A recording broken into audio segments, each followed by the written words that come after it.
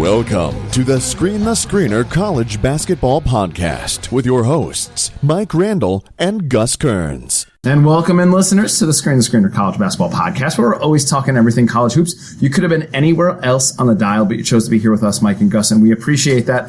Mike, we have to ask the question, January 22nd, 2020, what in the world did we learn from this past week in college basketball? And in order to do that, we're just going to say classes in session. We have adjunct professor Mike Randall. He is present. We have classroom teacher Gus. He is also present. We're going to ring the morning bell and let's see what we learned. Ding, ding, ding, ding, ding, ding. Mike, the first place we need to go is the Sunflower Showdown isn't all roses.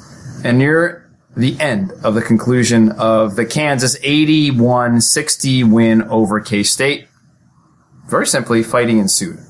Both benches cleared, players grabbed benches, chairs, other student athletes. Events spilled out into the stands. Freshman Christian Bond announced that he was ready to help stretch the floor for the Jayhawks with 6 made threes, while Devin Dodson had 18 and looked fully healthy. It looked positive for Kansas when things were on the court. But then things tumbled off the court, and Silvio De Sousa pulled a WWE move by grabbing a seat and to hurt others, and is suspended indefinitely from here on out. Now, if somebody set up a table like the Dudley Boys or a barbed wire wrapped bat or spread some tacks on the floor so Bob Holly could body slam them on somebody, I guess it could be worse. But my coach self in the program will now need to answer questions about safety, decision-making, character issues, probably some FBI-related situations now that this is like a negative picture about his team, and not just what junk defense he might employ in the second half during the SEC Big 12 Challenge. Mike, what in the world happened with Kansas and K-State? Well, they handed out the suspensions today, first of all. They ended up giving Silvio De Sousa 12-game suspension. That was the harshest punishment. David McCormick got 2 games. Now go to Kansas State. James Love and Antonio Gordon got 8 and 3 games, respectively. It's very simple for me. There are some unwritten rules in sports, and if you disagree, you're wrong, okay? If the other team is dribbling the clock out, okay, and not trying to score, the game is over. The first thing that reminded me of this, and I was on with Big Man on Campus last night, was when Greg Schiano was coaching the Tampa Bay Buccaneers, and they were kneeling, the other team was kneeling down, and Schiano had his team try to jump the line. Like, here's the thing. The only recourse, Gus, for this is for the winning team to continue to score. Right? But then we're going to have a brawl the other way when Kansas is dropping 35-point wins over Kansas State. So the ball should not have been stolen. They are basically saying, we've pummeled you enough. That's what they're saying. And listen, if that happened to us when we were in high school together or college, guy go on the floor. That's just the way we're raised. That's what we do. Now, it doesn't mean you have to stand over him. It doesn't mean you have to taunt him. I mean, you are winning Gus by 25 points, okay? And you basically the game is in hand. And you did get him back. You blocked him, okay? Correct. Okay, and then all hell breaks loose. You can never pick up a chair. You can't pick up a bat. You can't pick up something and hit somebody. And the thing is, De Sousa, you've been a pain in the ass to Kansas ever since you got there. You had the whole recruiting scandal, then you were suspended, then all this stuff. It's just a bad look. I would have tossed him for the year. I would have tossed De Sousa for the entire year. I'm done with you. What's the point? So 12, I can live with it. I think it's a little light, but I can live with it. You can't come off the bench whatsoever. You and I remember, Gus, what was it? The Amar Stoudemire thing where they were beating Santonio, and then Stoudemire, it did something that came off the bench, right? And he ended up getting suspended, and the Suns never made a move to the finals. Yeah, correct. Right. So he comes off the bench. He's suspended. Steve Nash doesn't get his chance to go to the finals. That's it. Right, exactly. Right. The Knicks, Heat, right? Remember with the came off the bench, the players got suspended. Well, they almost didn't have enough players to field the team. Right. They had 6 or 7 players. I remember the Knicks had 7 players for that one game because everybody was suspended after everybody leaving the bench, and that was like the Van Gundy holding on to the morning leg situation. So basically, what I think is coming out of this, number one, you can never leave the bench. You can never leave the bench. They're going to have a hold back guy or something like that, like they have in the NFL, the get back guy. Number 2, you can never pick up a chair. If you do that, you pick anything up, you're gone. And number 3, I think there needs to be some statement from the NCAAs, which is something is going to happen. I would say to the coaches, either we're all going to understand that when we're kicking your fanny, okay, you're not going to try to score, or we can just have it score whenever you want. I don't care which one it is, but it's got to be one or the other, because that's, Gus, what precipitated this was the steal, to be honest. Doesn't justify what D'Souza did. It's crazy. But that's what started it. If he just lets D'Souza run it out, there's no problem. And Kansas is trying to be cool about it. We're killing you. That's it. Okay. Well, if you want to play that way, then this stuff is going to happen because emotions are going to run high. Okay. So I got 2 things for you here. Number 1, I'll go with the, like, what are we going to be cool with? Here's what you should be cool with. Safety. Whenever fans are going to be in danger, then that's where you can pull the heavy hammer and you can say, this student athlete is suspended for this amount of time. This team has this consequence attached to it because it acted this way. This coaching staff has this consequence because it acted. I think as long as you attach safety to it, there's going to be no second guessing. So that's where I'm at with that. So once the fans are in danger and other students, not student athletes, other students and fans that paid money to go to that game are in danger because somebody decided to pick up a weapon, WWE style, you can do whatever you want. There's no, there's going to be no, that suspension is too harsh. There will never be that discussion. So that's the first part.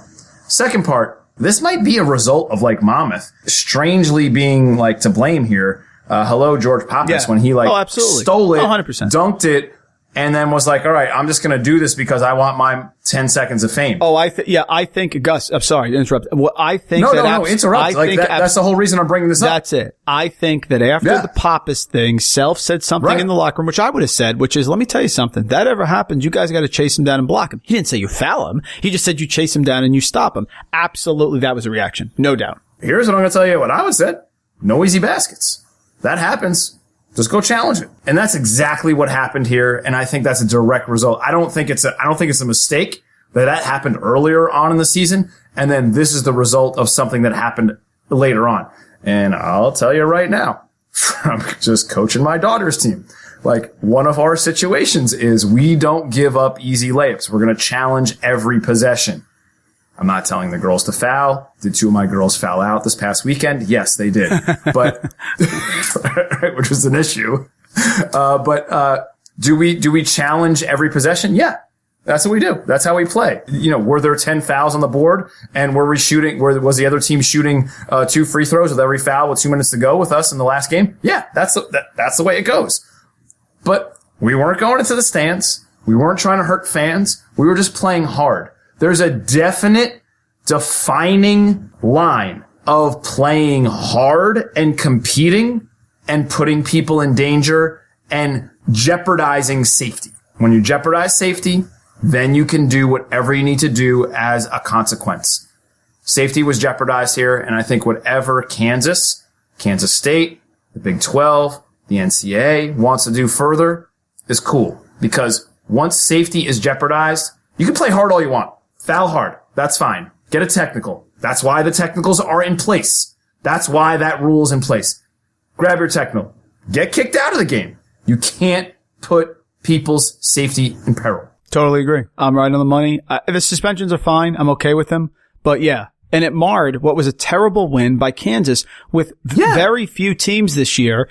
Gonzaga, Duke, Kansas, but very few have shown the consistency for the most part, game in and game out. We'll find a lot about Michigan State tomorrow when they go to Indiana to see if they can join that club. They had the bad one against Purdue, but it marred a great win for Kansas, an absolute great win for Kansas. Bill Self doing it again. Exactly. And okay, so we'll get off of this now. We'll just go on and we'll try to fire through a whole bunch of other things. But Mike, I'm with you. It just leaves and Kansas is one of the programs, and I promise I'll be done talking about this after this comment. I promise. Kansas is one of those programs that we bank on. Kansas is one of those programs that we can either choose to love, choose to hate, choose to root against, choose to root for. choose to say like, hey, I really like that player from that team. And now it just seems like they have so many things against them, whether it be the FBI scandal, whether it be this particular situation where, Bill Self kind of like, giving the middle finger to the NCAA as far as like, allegations and so on and so on. And who knows what's going to happen next season once the NCAA actually tries to like, execute some of the consequences that will be falling from the FBI investigation. It just seems like they're embracing the public enemy number one thing. And I don't know if that's what college basketball needs. Because we already kind of have that with Duke. Like, people like love or hate Duke. People love or hate UNC. And Kansas was kind of like, they've, unfortunately or fortunately, have fallen directly into this category. All right, Mike, let's inspect a few more games here from the past week. Let's provide the listeners and some thoughts on what we found, what we discovered, what we learned. Let's start with the singular, undefeated team that remains in the nation, San Diego State. They stay undefeated. They head to 20-0 with legit 72-55 win over Wyoming. They hold the Cowboys to 19 points in the first half, which is bananas. Malachi Flynn continues to have the look.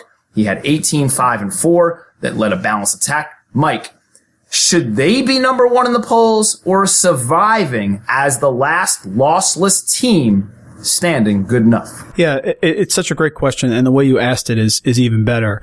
There's a distinct difference this year, more so than past years, between what deserves to happen right now and whether the person, you or I, think this is the best team or think they'll win the national title.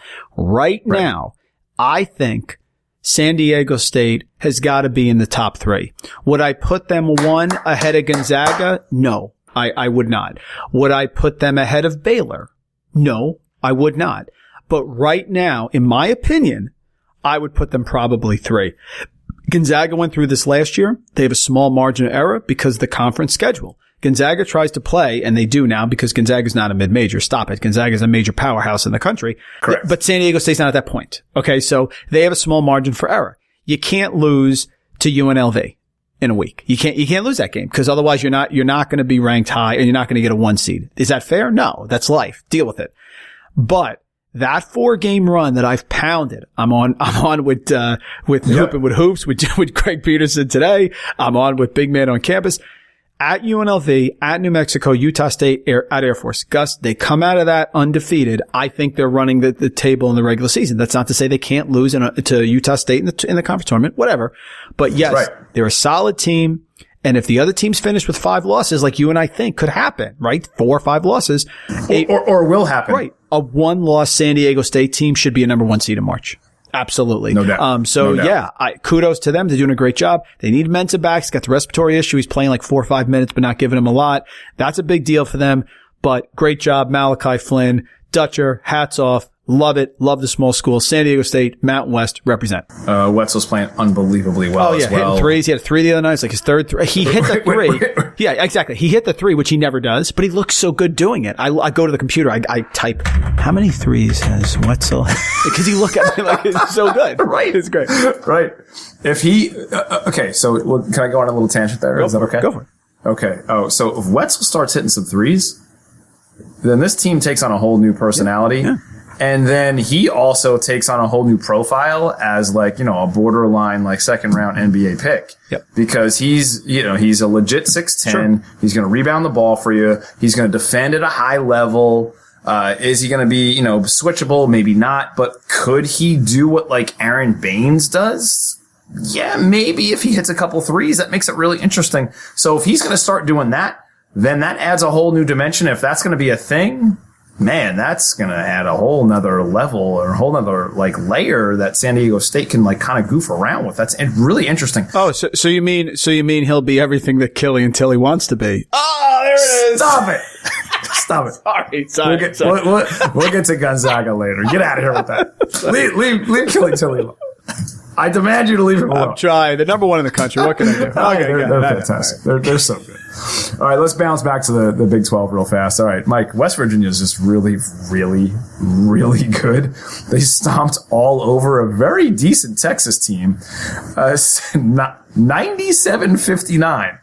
The mix of talent is really finding its form for Coach Huggins. Mike, the Mountaineers are kind of fun, and they're full of sneaky, successful stats. They're up to number 6 in KenPom. They're up to number 3 in defensive efficiency via KenPom. It's time to expand the conversation on which team can win the whole thing, and the expansion needs to include West Virginia, right?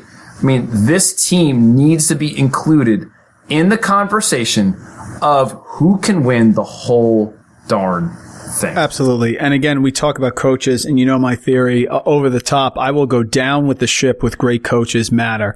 And Bob Huggins is that. Gus, he has taken West Virginia and completely revamped them. They normally are guard heavy. They have a couple guys inside, but nothing really major. All of a sudden now, they are half court defense, turn you over, feed Culver, feed the big guys inside to Shibe. What a job by Bob Huggins. Absolutely. You take the average person on the street, they cannot name their guards. Fantastic job. They hit big shots. They rebound the hell out of the ball, playing extremely well. They have a home court advantage. Kudos to Bob Huggins.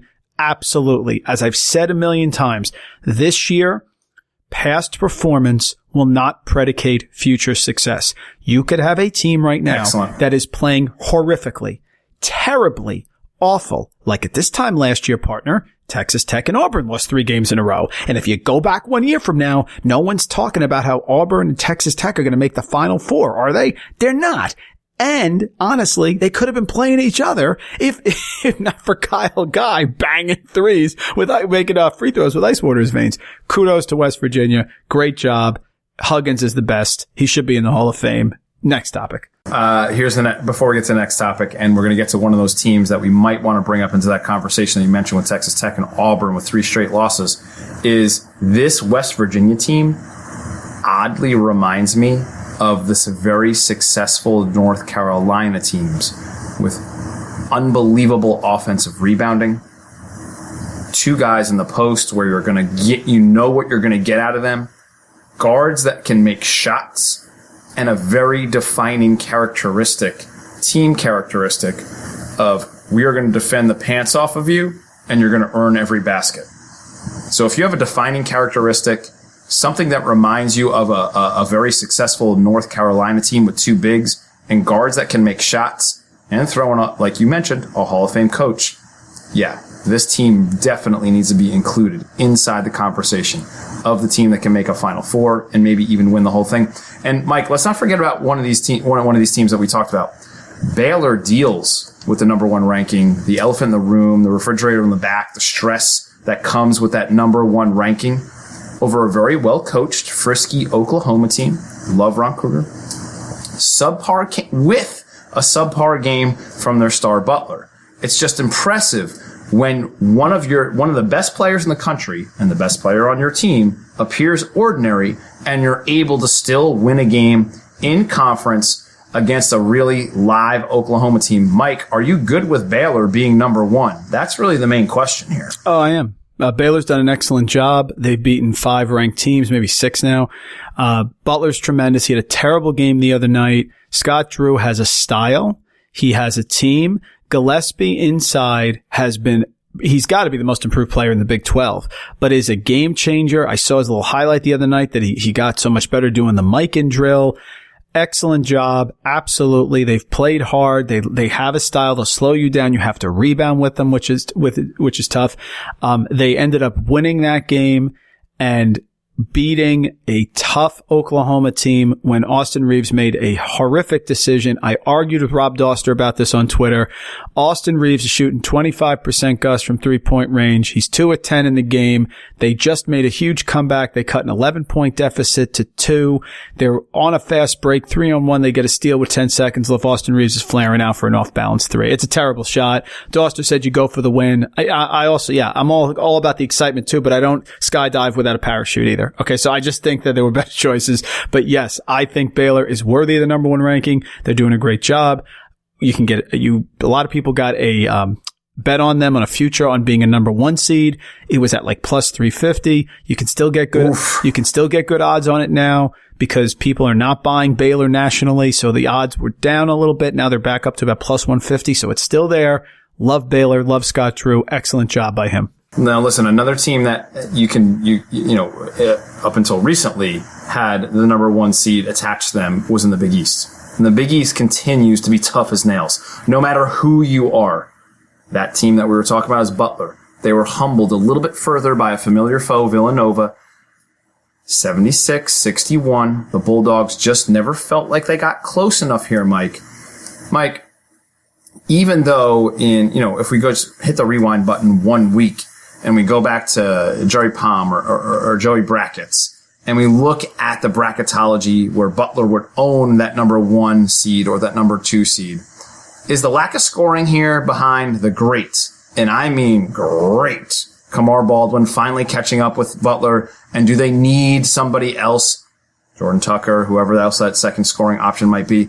Is it finally catching up with them, or are their warts being exposed, Mike? No, I just think that there's a little regression happening, which I don't think is a big deal.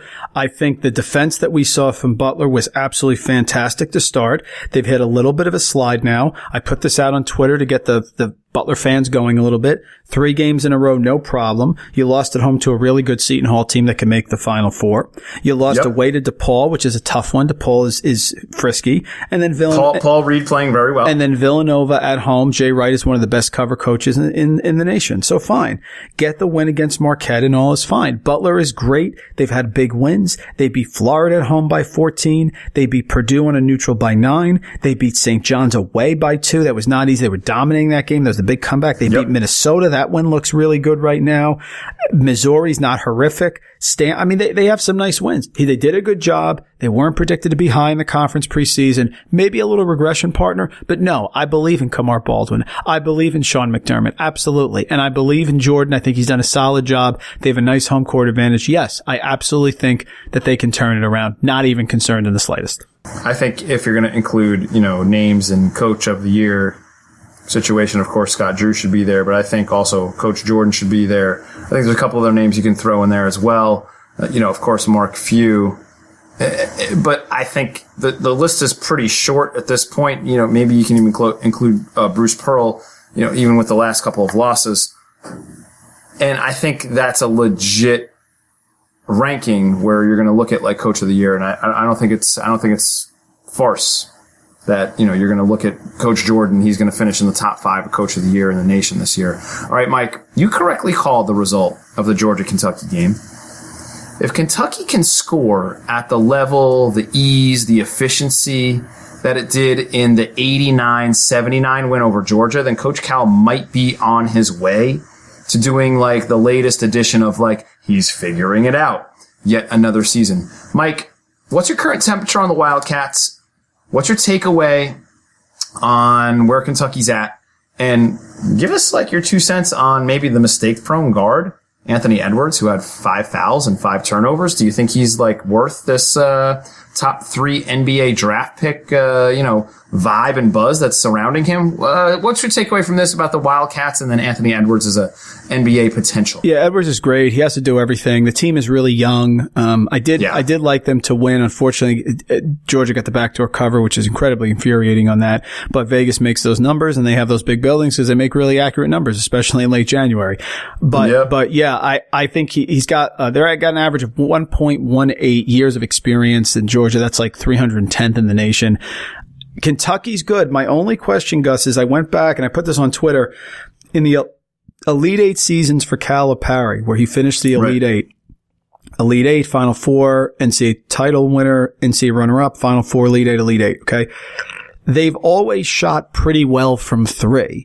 Their first year, they shot 33.1%. It's okay. It's not great. When they were NCAA runner-up and they had that magic ride, they were 33.2%. That's not great. But the other years, I'm looking 35, 35, 37. Final Four in 2010, 2011, 39.7. They're only at 31%. And the other night, I think, what were they, 2 of 10 or something like that against Georgia? Yeah. I do think that they have to shoot well. Nick Richards is not Karl Anthony Towns, okay? Nope. And he sure is not. We talked about Maxey and Higgins, and they're solid guys, okay, but they're rarely going to give you 27, Okay. They're not Monk. They're not Fox, right? So Correct. This is a little bit like every other team in college basketball this year. Correct. The whole is greater Correct. than the sum of the parts. I just think, Gus, that you're going to have to make some threes, right? I mean, I look at the teams who are like this. Gonzaga's a little like this. They make a lot of threes. Okay. So like, I just think that you have to shoot well from three. That's my concern, is that they do go through scoring droughts, and that means they have to be lockdown defenders, and there are gaps at times, i.e. letting Georgia come back in this game. So need to shoot free throws well, which they do. I like them. Cal's done a great job. I think they're going to be really solid. Am I ready to put them in the Elite Eight yet? I got to see him shoot better from three. I'm going to disagree with you there, and I'm going to say I'm going to put him in the Elite Eight, and I'm going to put him in the Elite Eight because I think Ashton Higgins is one of the best point guards in the country that nobody wants to include into that conversation. I also think that they have the ability to be special defensively. I think they have the ability to be really special defensively on the perimeter, and I think they have the ability to have enough rim protection with Richards, like you mentioned.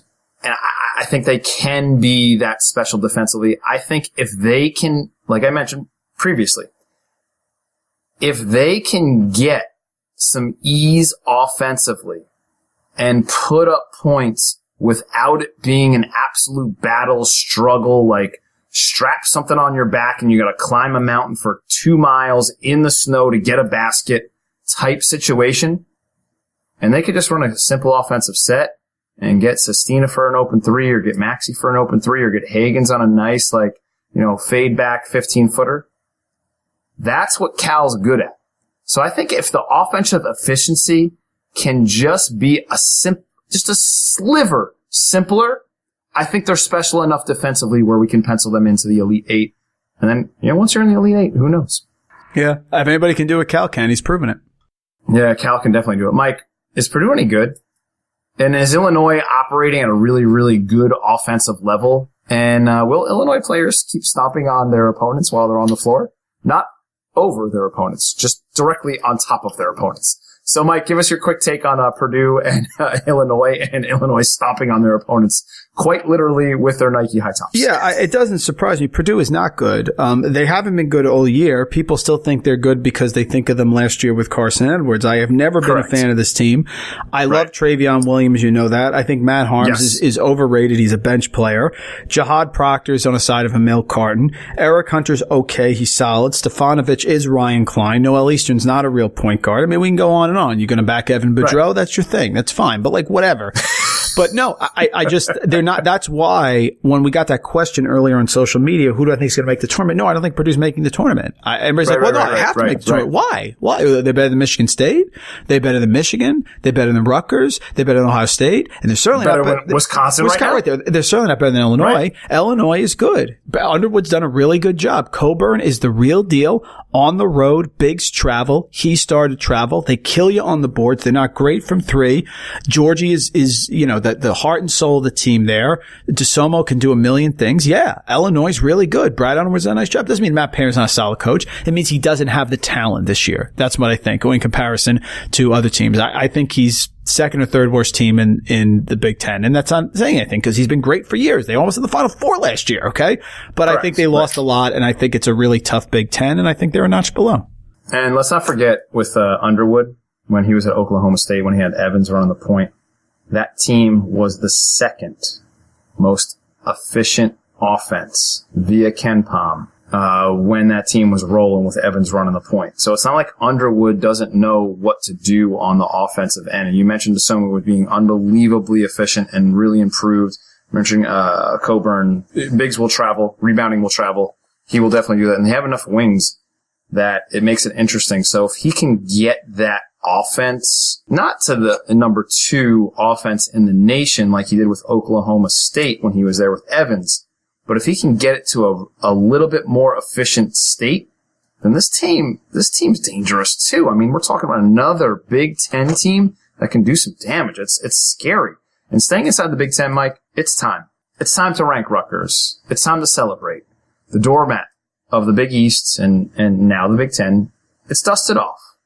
It owns a national ranking. It owns a 14-4 record, a top 25 KenPom rating, loads of switchability on the defensive end. It owns a shot maker in Geo Baker.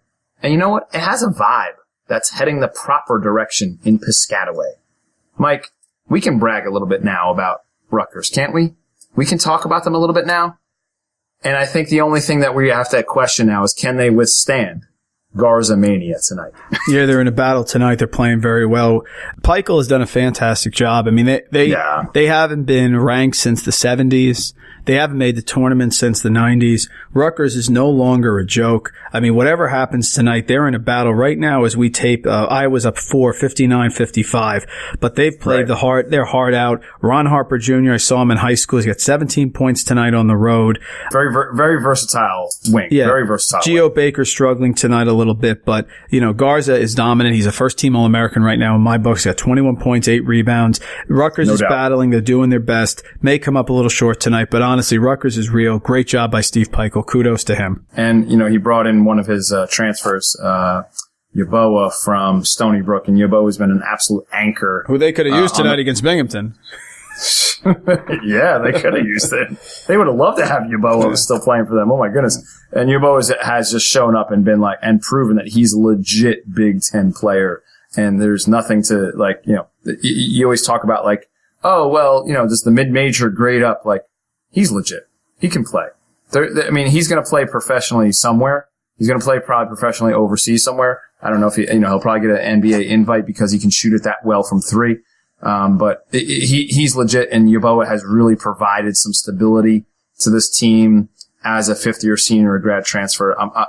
I'm with you. I'm really in love with this Rutgers team. I'm so happy that we get to talk about them and gloat about them a little bit, being from New Jersey and based from New Jersey. All right, Mike, is it time to talk to Eric Fawcett again?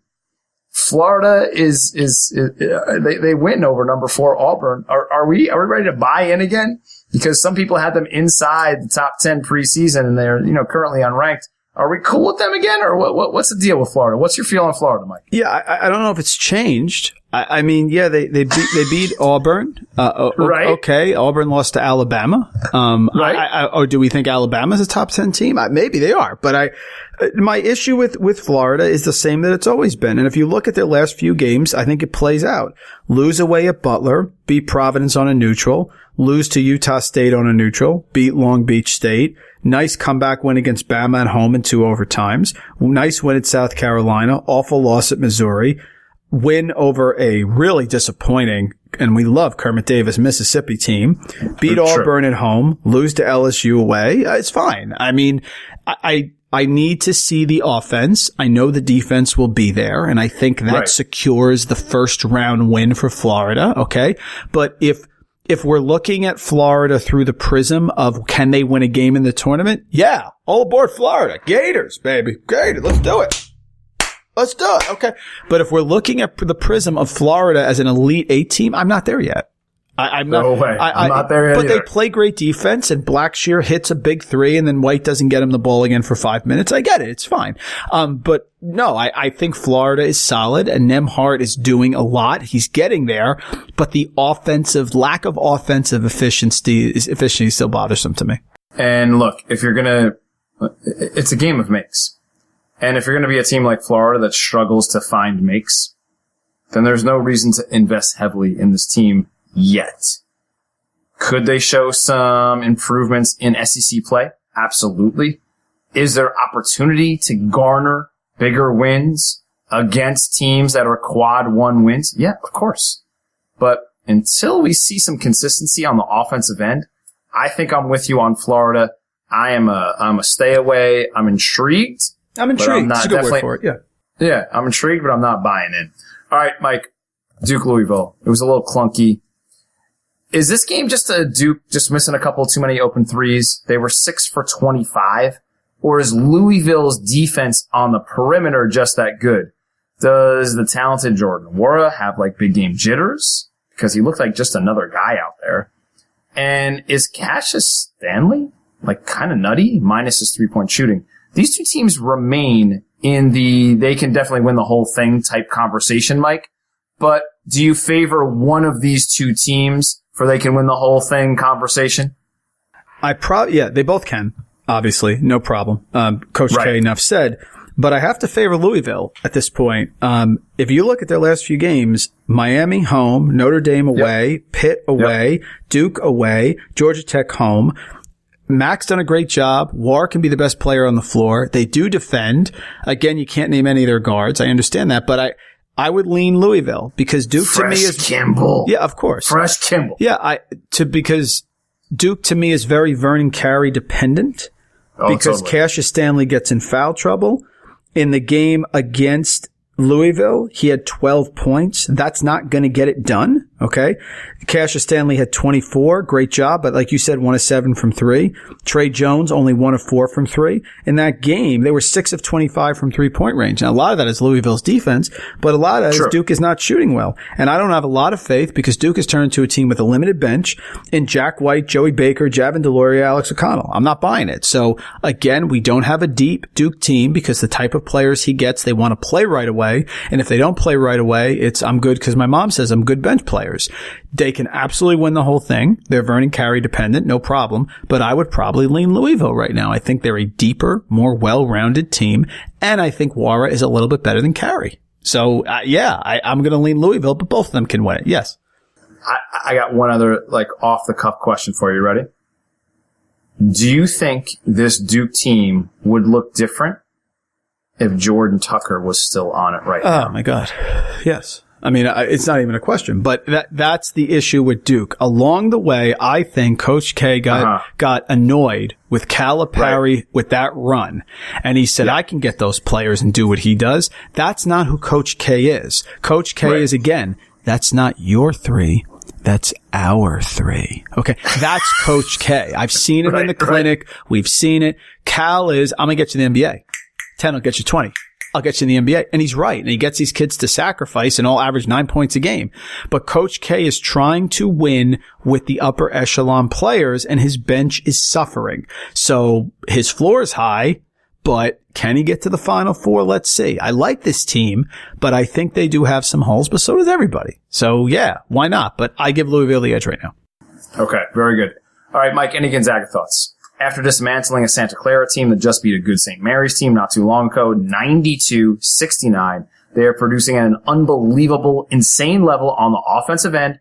I know there's no Childs here in this BYU game. I get it. It mars the results. I wonder, do they care about not being ranked number 1 anymore? Or is it a little bit of relief? So they go out and slam Santa Clara. They beat BYU. No Childs, I know. Do you think the number 1 ranking being taken off them is a relief and they can play with a little house money here now? And Baylor now has to deal with that monkey ear? What do you feel about Gonzaga? Well, listen, they take on the great teams take on the persona of their coach, and they do that with few. So they're not going to care about number 1. They don't care. They just want to win a title, and they should. They're an upper echelon top 5 program in the country. I can't give Gonzaga credit for beating Santa Clara because Santa Clara beat St. Mary's any more than I can give East Carolina credit for beating Evansville because Evansville beat Kentucky.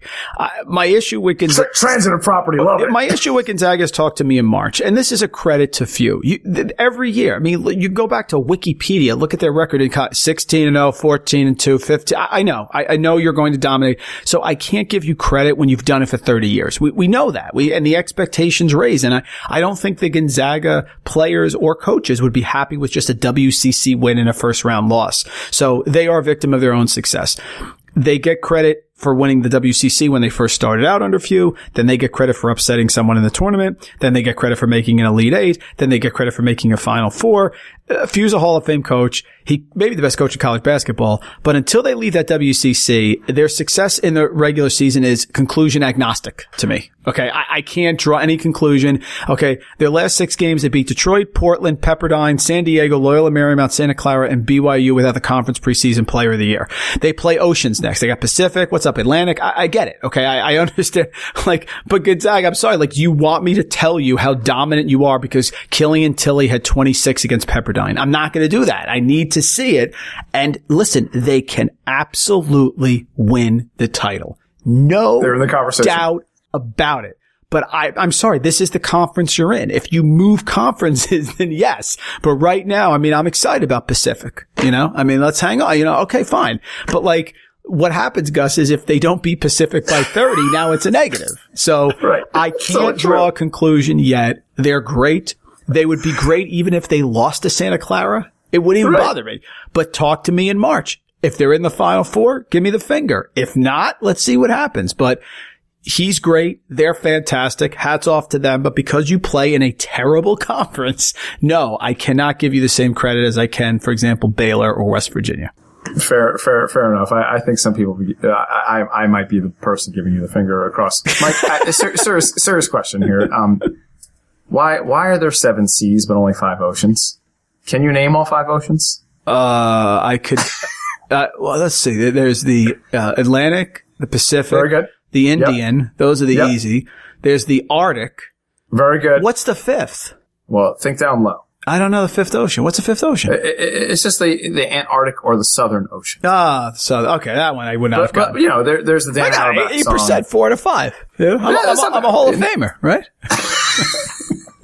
It's never in my wildest dreams. I'm a hard luck man. And he talks about the 7 seas. Can anybody else name the 7 seas? Listeners, if you are enjoying what you're listening to, can you please tweet the podcast and tell us the names of the 7 seas?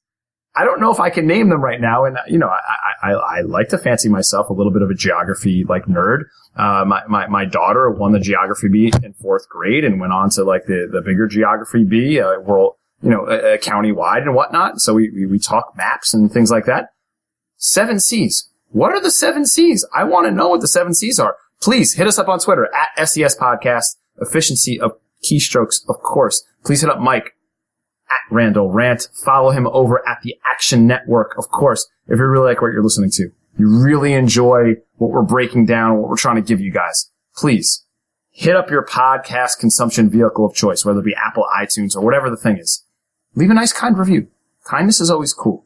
Leave 5 stars. Say nice things about Mike. Say like, hey, it's cool that you didn't get your last couple of picks right.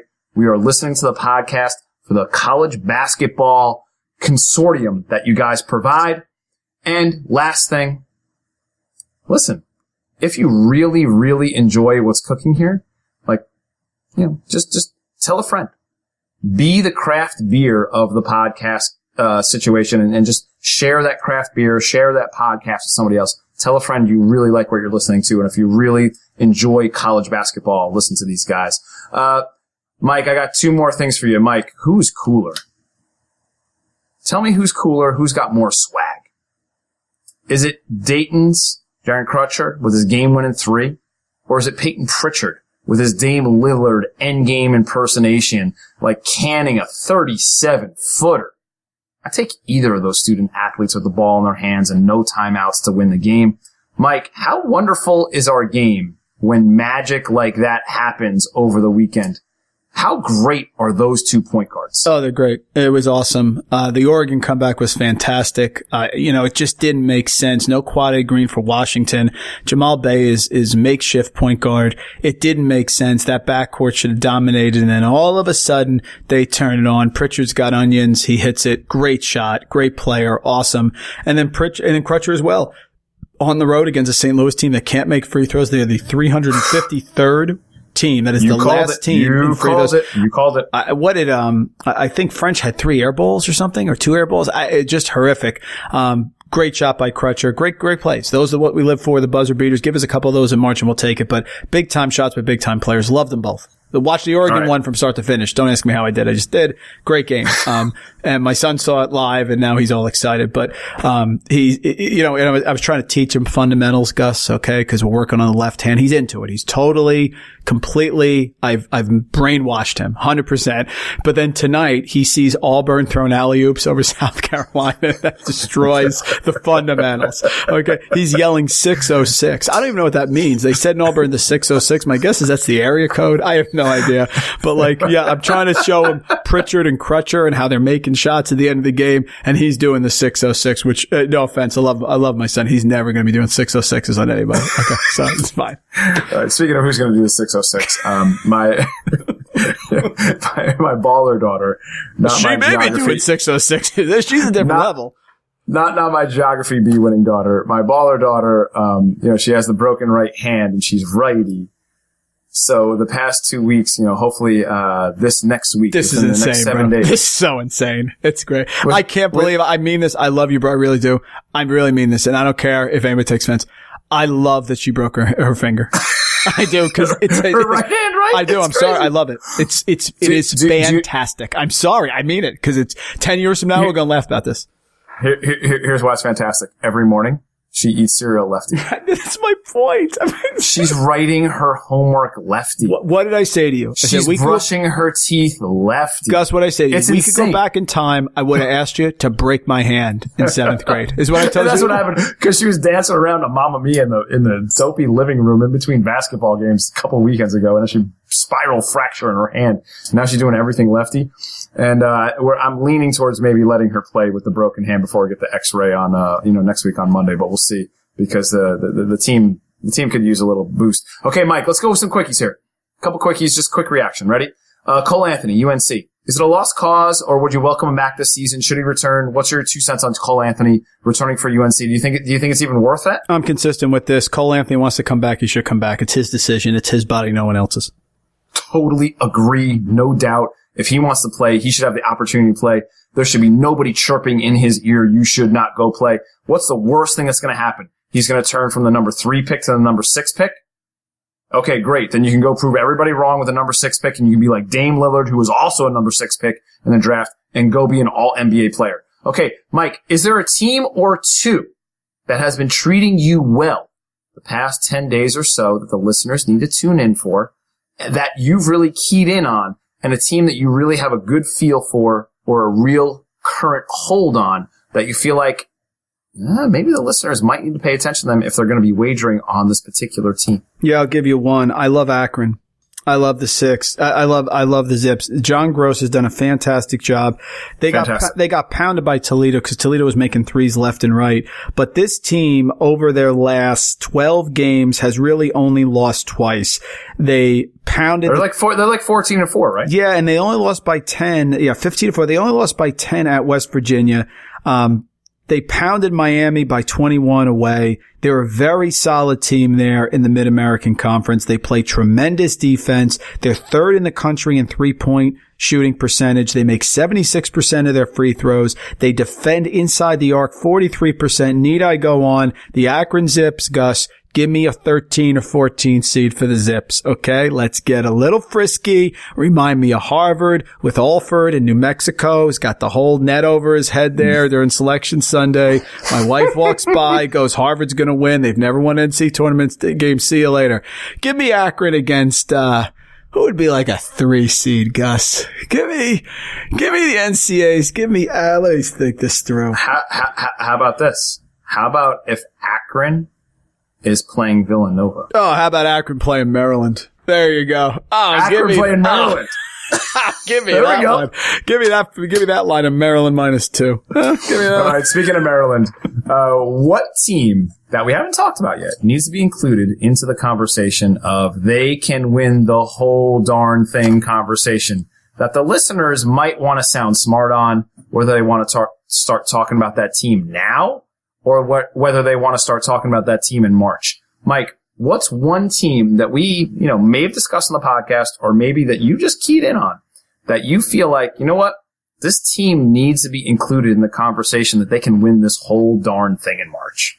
That is a really good question. Let me think this through. So sort of a long shot, right? But one that you could absolutely have it happen. I'll tell you something. I could see Colorado has everything that you need. They play defense. They're out west. McKinley right. Bigs inside. Batty rebounds. They is creative. Yeah. Yep. I'm going to lean, and again, this is my bias. You know this. I'm going to lean for a team that has all of those parts. I'm not, and this isn't right or wrong. I have no idea, but I like, I want the center and the point guard. And also, I'm going to say this. If Quade Green comes back, Washington is a pain in the ass. And my track record. I'm oftentimes a year early on something that can happen. Isaiah Stewart is... We're both of you early on things that can happen. Yeah. Well, no, you're usually more accurate than me, but Isaiah Stewart is everything that Noah Dickerson was not. If they get Green back, these freshmen develop now. They're very long. Hamir Wright for 3. Well-coached style. For 3. Yeah, oh, absolutely. I'm just saying that's worth a flyer. But they need Quade Green back. They do. We're not going there with Jamal Bay. Jamal Bay's fine. We're not going to Jamal Bay. Okay. Fair. Green comes back. And again, they operate on eligible to come back March 20th, by the way. Right. They operate on the quadrants, not trimesters, so that he is eligible to come back during March. And Mike, I'm just going to go a little homeschool here. A little old school. My own conference. We're going to talk a little tribe, Mike. We called and we talked to the CAA. We talked about the CAA with our good friend Brian Mull from the Blue Ribbon and College Insiders during the preseason. And one of the teams that we talked about was the Tribe. And we talked about Nathan Knight and how he's a legit NBA prospect. And look who is atop the CAA currently. With a game against JMU, my Dukes, coming up within the next week. Nathan Knight is playing at a legit All-America / CAA Player of the Year type performance. Those are the characteristics of his games and stats and his play. And William & Mary is one of those teams that is the answer to the trivia question of which college team has never been to the NCAA dance. They're one of those teams. They're also one of the teams that answers the trivia question of which mascot does not end in S, have an animal or a color. Very good. They're also the answer to that trivia question as well. Mike, thoughts on the Tribe? Thoughts on Nathan Knight? And are you excited that they're actually like a factor inside the CAA during the regular season? They've made some great runs during the CAA tournament, but this is the first time that they've been like in command of the conference. Thoughts on the Tribe and William & Mary and Nathan Knight? Yeah, I think it's tremendous. Knight has been fantastic. And remember, they were not thought of highly. I think in the preseason poll, at least I know in Blue Ribbon, they were like predicted to be 8th, but absolutely. I was going to say at best mid-range. Yeah, they've banged out 3 road wins in a row in conference. So right now they're 6-1 there in conference at Elon, at Hofstra, at Northeastern. That is certainly not easy. They beat UNC Wilmington, dodged a whole disaster there with the coach. Charleston, right. Delaware, they got pounded at Drexel. And listen, no offense, James Madison represent. I do have an article I'm working on right now for Action Network tomorrow. no offense taken. I like William and Mary. Like William and Mary to bounce back tomorrow. You should. Yeah. You totally should. Yeah. I mean, as many times as I've read Hello Duke Dog to my daughters, I'm with you. I think William and Mary's the pick here. Yeah, nothing against Jay. I just think coming off the loss is a bad move. It's like Akron the other day gets pounded at Toledo and they pulled holy hell out last night against Miami. So yeah, I think it's a great call by you. Nathan Knight is one of the best players no one knows about. Absolutely. Could be a very frisky 5-12 game, something like that. I think it's a superior call by you. Absolutely. 100%. Well, I think they'd be more in the 13-14 range, like you were saying with Akron. Yeah, never know. Sure. Yeah, and the CAA doesn't get that much respect usually. Okay, Mike, let's go to the 6-pack playing game. Maybe playing game? No, playing. Yeah, maybe 12 playing game. All right. I mean, I think I'd have to do some work if that was the situation. Okay. Listen, if they played on Tuesday, I'd be totally fired up. If a CAA team was playing on Tuesday or Wednesday, that'd be great. All right, let's go to the 6-pack of games. We always end our podcast with the 6-pack of games of what we think is going to happen. We're going to give you 6 games that we really like paying attention to. Mike's going to give you his best Action Network thoughts on them. I'll set it up. I'll throw my 2 cents in at the end. All right, Mike, are you ready? Let's do it. 6-pack of games. Let's go to Thursday. Number 11, Michigan State visits Indiana. This seems like an easy one, but we've noticed that winning on the road inside the Big Ten is tricky this season, Mike. Does the trend continue here, or does Izzo and the Sparty figure it out and figure out how to break the jinx here? What do you think is going to happen? A number 11, a Michigan State, visiting Indiana Thursday. Hoosiers 11-1 at home. Only loss was to Arkansas when Cuppa Joe and Mason Jones went for 45 of the Razorbacks' 71 points. Michigan State not great on the road to Big Ten play, but no one has been. They're 0-2 against the spread. They had the win over Northwestern and the 29-point blowout loss to Purdue. Trace Jackson Davis, you mentioned him a couple podcasts ago, 14 points, 8 rebounds, has been fantastic, but I think will be somewhat neutralized by the interior defense of Sparty. I think where Indiana really has a chance is when he can do some damage. He's been very very hit or miss heart rate monitor. In Indiana's 11 wins, he's 16 points versus 9 points in their 4 losses. So I think the point guard battle is key between Finney and Cassius Winston. Yep. Really good game. Bellwether for me is Xavier Tillman, the junior big man. In their 4 losses, single digits in 3 of those 4 games. In their 14 wins, 14.8 points per game. I'm going to lean Sparty because of the small line, because I think they will be able to somewhat limit Jackson Davis inside, even with the Big Ten home dominance. But if this line gets up there to 4 or 5, I think it's a stay away. But right now, I'm going to lean Sparty a little bit. I'm going to lean the other way, and I'm going to lean Indiana. And I think the matchup that you mentioned with Davis and Tillman, I think that's the matchup that I think will lean in the direction of Indiana, especially at home. And I think the freshman shines. And I think he might have one of those defining games where it's like a 22-point, 9 rebound, 3 block performance. And then we look at him and say like, oh, wow, we need to really talk about him as an NBA draft pick. Mike, let's go to Friday night. Let's go to Marquette at number 13, Butler. Butler's due to get it right. Right, Mike? I mean, they need to solve the nation's leading scorer. And by the way, I mean, talk about the least talked about nation's leading scorer ever. That's Marcus Howard. Mike, very cool Friday night, Friday Eve, Big East tilt here between 2 of the best guards in the country, 2 of the best players in the country with Kamar Baldwin and Marcus Howard. Mike, you got a lean here for Marquette going to Butler and Henkel Fieldhouse? Can't go against Butler at home coming off 3 losses. I can't do it. Right? I can't. Marquette's tricky. I mean, it's really Danny Manning and the Miracles, right? Remember that with Kansas? It's really Marcus Howard and the Miracles. I'm not a big Kobe McEwen guy. Maybe you are, but he's really been fantastic. I do like Kobe McEwen as an NBA player. They beat Xavier at home. They beat Georgetown away. Not easy. They beat St. John's at home. It's a big matchup. I just can't go against Butler at home. I think they're going to pack the place. It's a really tough home court advantage, and I think they'll find a way to limit Howard. I do. So I'll take Butler at home. I think they'll find a way to limit Howard too. I think Thompson will really put the clamps on him. I think Baldwin will spend some time on him. I think they'll even put Jordan Tucker on him for a few possessions and let the length really bother him. I also think that the pace of play will come into play here, and I think that pace of play will favor Butler. And I think if you're going to pick a pace of play and home team, I think that spells Butler right there. All right, Mike, how about the third game? How about number 7, Dayton visiting Richmond? Richmond is going to be minus leading scorer Blake Francis. He averages 17.6 points per game, and Dayton is still riding that late game, big game winning shot from Crutcher vibe. Richmond's 4-1 inside the A10, but I don't even know if Grant Golden matching up with Obi is going to be enough here. I think an intriguing part, something to keep an eye on here, is Jacob Gilyard. He's averaging over 3 steals a game.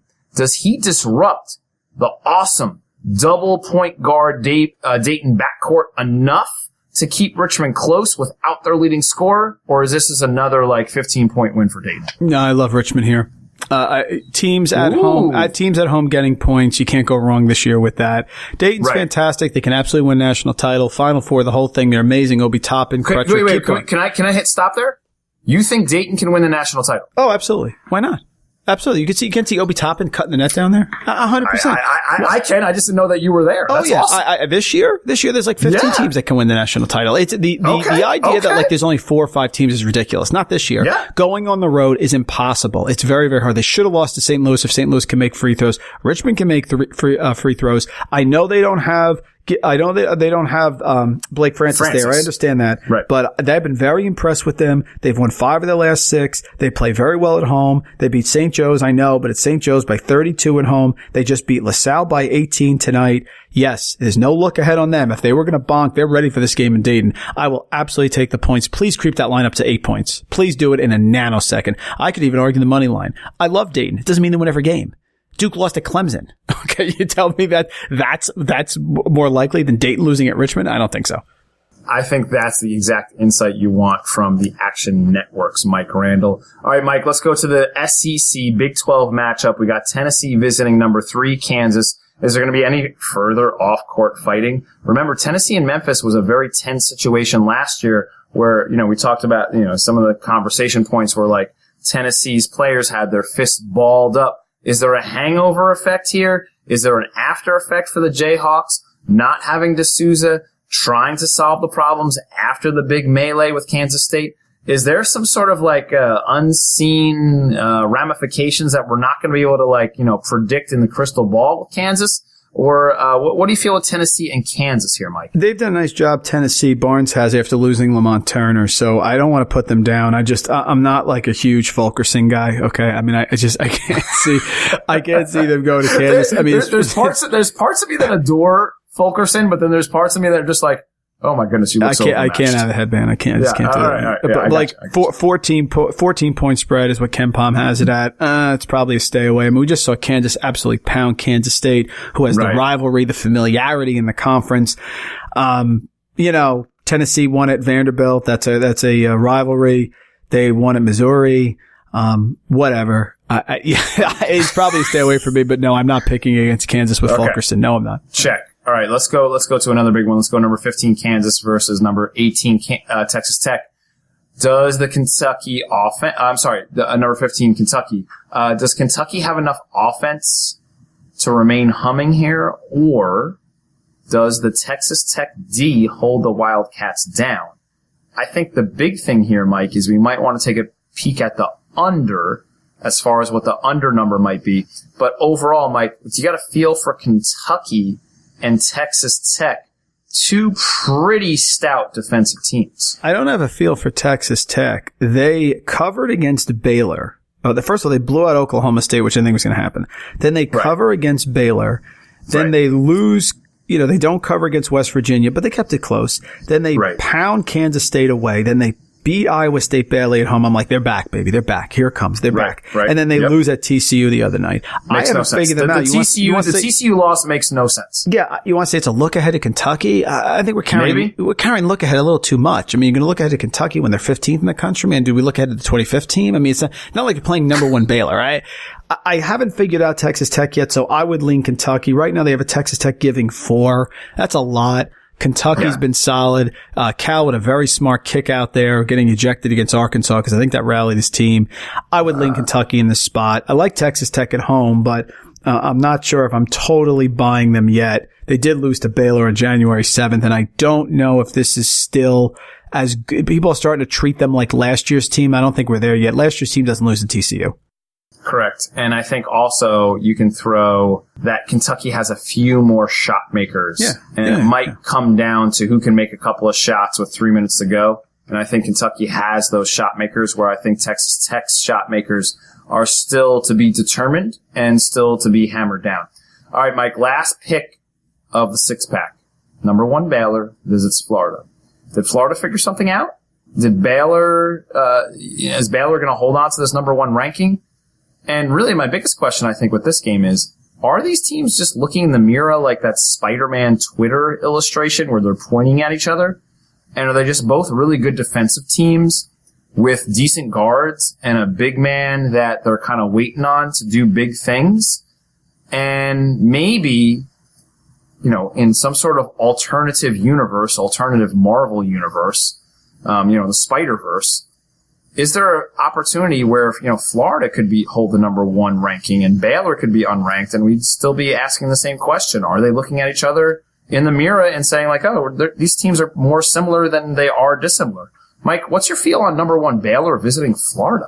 Yeah, like Baylor here, Florida's going to play tough defense. Definitely look at the under. I think it's just a great game to watch and enjoy and not draw conclusions off of. If Florida wins this game, no, I don't think they're going to the Final Four.